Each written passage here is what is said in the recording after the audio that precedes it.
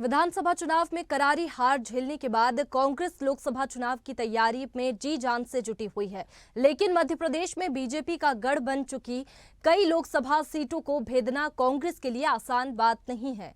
इन्हें जीत पाना कांग्रेस के लिए बड़ी चुनौती है। इसमें इंदौर और भोपाल लोकसभा सीट भी शामिल है। इसी पर देखिए हमारी ये खास रिपोर्ट। इन सीटों पर लंबे समय से बीजेपी का बीज। 1989 से इंदौर, भोपाल, भिंड, विदिशा, दमोह में लहरा रहा बीजेपी का परचम। 1996 से जबलपुर, बैतूल, मुरैना, सागर में बीजेपी कायम। 1998 से सतना और बालाघाट में बीजेपी का परचम जारी। 2004 से खजुराहो, 2007 से ग्वालियर में खिल रहा कमल। 2009 से सीधी और टीकमगढ़ में जारी है बीजेपी का दबदबा। 2014 से शहडोल, मंडला, रीवा, होशंगाबाद, राजगढ़ में नहीं हारी बीजेपी। देवास, उज्जैन, मंदसौर, धार, खंडवा सीटों पर बीजेपी का दबदबा। 2019 में गुना और रतलाम सीट भी बीजेपी ने छीनी।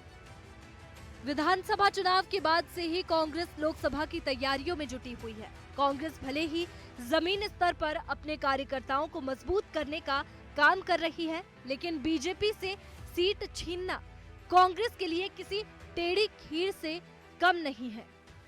बात करें बीजेपी का गढ़ बन चुकी सीटों की, तो इंदौर में साल 1984 में कांग्रेस के प्रकाश चंद्र सेठी जीते थे। इसके बाद 1989 से लगातार बीजेपी ये सीट जीत रही है। इसी तरह भोपाल से आखिरी बार कांग्रेस प्रत्याशी के.एन. प्रधान 1984 में जीते थे। इसके बाद यहां भी 1989 से लगातार भाजपा जीतती आ रही है। साल 2019 के लोकसभा चुनाव में कांग्रेस ने पूर्व मुख्यमंत्री दिग्विजय सिंह को लड़ाया, पर उन्हें भी हार मिली।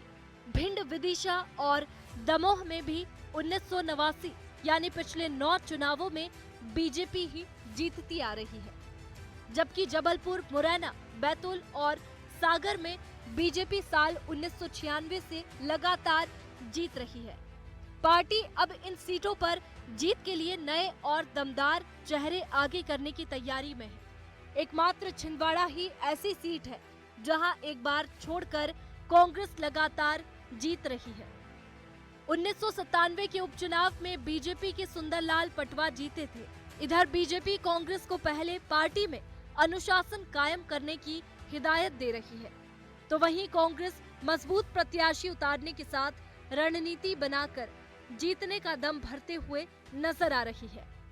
देखिए, चुनौती कांग्रेस के लिए सबसे बड़ी ये है कि उनके नेतृत्व की है, जो असफलता नेतृत्व को लेकर मिल रही है। ये जीतू पटवारी कांग्रेस है, जिसके लिए चुनौती जीतू पटवारी स्वयं बन गए, क्योंकि उन्होंने जो गाथा लिखी थी, अपने पार्टी के प्रति जो भावना उनकी रही है, तेल लेने जाए पार्टी, और कार्यकर्ताओं को जूते मारने वाली जो उनकी स्थितियाँ रही हैं, उसको परिचालन, उस पद्धति को कार्यकर्ता अनुसरण करते हुए एक दूसरे को मार भी रहे हैं। ये भी दृश्य मध्य प्रदेश की राजनीति देख रही है।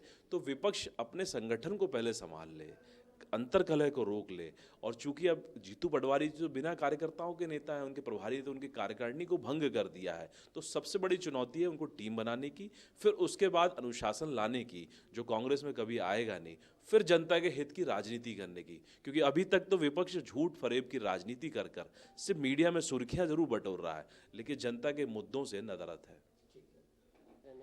देखिए, मध्य प्रदेश में जिला प्रभारी, हमारे जो मध्य प्रदेश कांग्रेस कमेटी जिला प्रभारी बने गए, लोकसभा प्रभारी बनाए गए हैं, तो ये पूरी तरीके से मंडलम, ब्लॉक, सेक्टर, सब जगह से नीचे जो कार्यकर्ताओं से फीडबैक आ रहा है, उस हिसाब से जो है अच्छे से अच्छे कैंडिडेट को टिकट देंगे, जो अच्छी फाइट दे सके, जिताऊ उम्मीदवार हो, उससे उसका काम चल रहा है।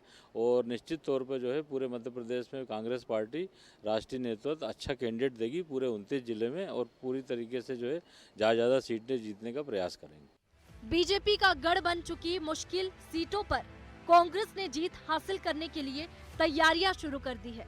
कांग्रेस ने सभी लोकसभा सीटों के लिए समन्वयक नियुक्त किए हैं, जो क्षेत्र में सभी तरह के समीकरणों का आकलन कर रिपोर्ट तैयार कर रहे हैं। इसके अतिरिक्त पार्टी के अलग अलग स्तर पर प्रत्याशी चयन को लेकर सर्वे भी हो रहा है।